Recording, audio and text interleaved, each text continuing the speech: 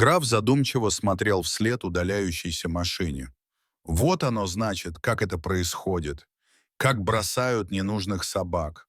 Вывозят в незнакомые места и оставляют. Он прекрасно понимал, что глупо бежать следом. Он оказался обузой для хозяев. Да и сил у него было немного. Питбуль медленно подошел к большому раскидистому дереву и улегся, уложив мощную голову на лапы, тяжело вздохнул и начал вспоминать. Хозяин взял его крошечным щенком. Ему нужно было начать дрессировать его как можно раньше. Он хотел сделать из пса чемпиона собачьих боев. И граф старался. Большую часть своей жизни он сражался на арене. Правило в боях было лишь одно — биться до смерти. Если не ты, то тебя. Люди получали от этого удовольствие, им не хватало адреналина. И они делали большие ставки. Победители получали много денег, а граф побеждал с многочисленными повреждениями и травмами. Но он приносил прибыль человеку. С каждым боем его здоровье ухудшалось, и скоро он перестал приносить деньги. Он стал ненужным. Пес был очень умный и воспитанным, несмотря на то, что всю свою жизнь он видел только жестокость, зла на людей не держал. Он просто не знал, что бывает другая жизнь. Отдохнув, питбультерьер встал и пошел по улице. Он двигался бесцельно, машинально, отмечая, как обходят его стороной редкие прохожие. Вид у него был агрессивный, но он знал об этом. Его мысли разбегались и были прерваны. Внезапно. Граф остановился и прислушался. Возле магазина небольшая кучка хулиганов окружила хрупкую девчушку лет 10. Ее плач и привлек внимание собаки. Мальчишки забирали деньги, которые девочки презентовали на сладости. Слезы малышки только смешили мальчуганов. Подумаешь, родители дадут ей еще. Мимо проходили люди, но никому не было дела до девочки, и никто не посчитал нужным остановиться и поинтересоваться, что же происходит. Граф был закаленным в боях и жестоким со соперниками. Ну что делать в таких случаях? Не знал. Его не учили защищать, его учили убивать. Но справедливость у бойца была на уровне генетики, поэтому он медленно подошел к девчушке и просто остановился рядом.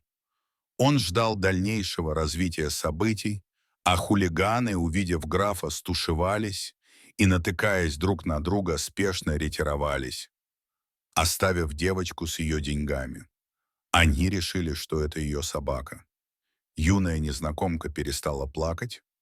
Она поспешила поблагодарить своего спасителя и сделала то, чего Питбуль никак не ожидал. Она присела и обняла его за шею, говоря слова благодарности. Ее мокрая от слез щека прижалась к могучему торсу. Граф замер. Он не понимал, как ему реагировать. Никто никогда за всю его жизнь так не обращался с ним. Пес постарался осторожно освободиться из объятий, усиленно сопя. Девочка отпустила его и, присев перед ним, стала гладить по голове. Она говорила что-то приятное, что пес умный, добрый, сильный и хороший. Ее рука нащупывала многочисленные шрамы, и девочка грустила. Пса явно били. Граф совершенно растерялся. Ни один взрослый не додумался бы до того, чтобы так отнестись к бойцовской серьезной собаке. Но маленькая девчонка этого просто не знала. Наконец малышка оставила его в покое и убежала в магазин. Пока граф раздумывал над произошедшим, она вернулась, но вместо сладостей несла сосиски. Пес осторожно принял угощение, удивляясь хрупкости детской ладошки, а потом его новая подруга убежала домой, и граф остался один. Улегшись на аллейке возле магазина, он задумчиво смотрел вдаль. Странный сегодня был день. Он потерял хозяина, но встретился с новым другом и еще первый раз в жизни узнал, что такое ласка. Ему нужно было все это переварить. Через несколько дней девчонка опять появилась. Граф узнал ее издалека. Она угощала его колбасой, принесенной из дому, а потом позвала погулять с ней, и он пошел. С того дня девочка и пес стали часто гулять вместе, доходили до парка и речки, играли или просто сидели рядышком. Граф испытывал прекрасные эмоции. Они были новыми для него. Он не верил, что такая дружба бывает. Как-то раз девочка пришла не одна. С ней за руку шел мужчина. Ее отец, как потом догадался граф. Когда он увидел пса, то пришел в ужас. Это было видно по его глазам.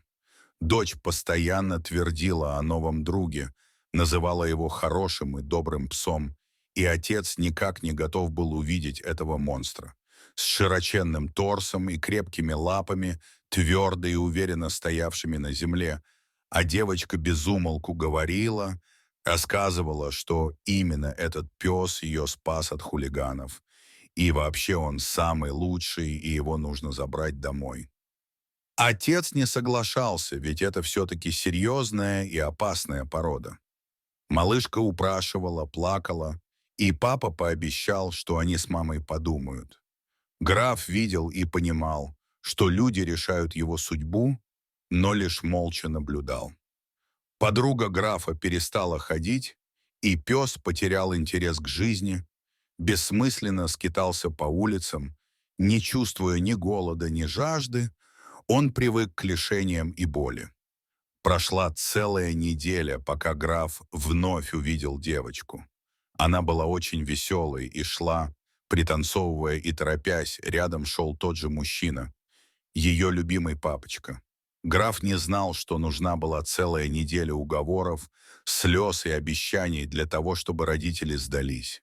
Нет, они не были против животного и даже были готовы купить дочке любого питомца, но не питбуля, угрюмого, серьезного пса. Но их дочь оказалась бойцом, как и выбранный ею пес.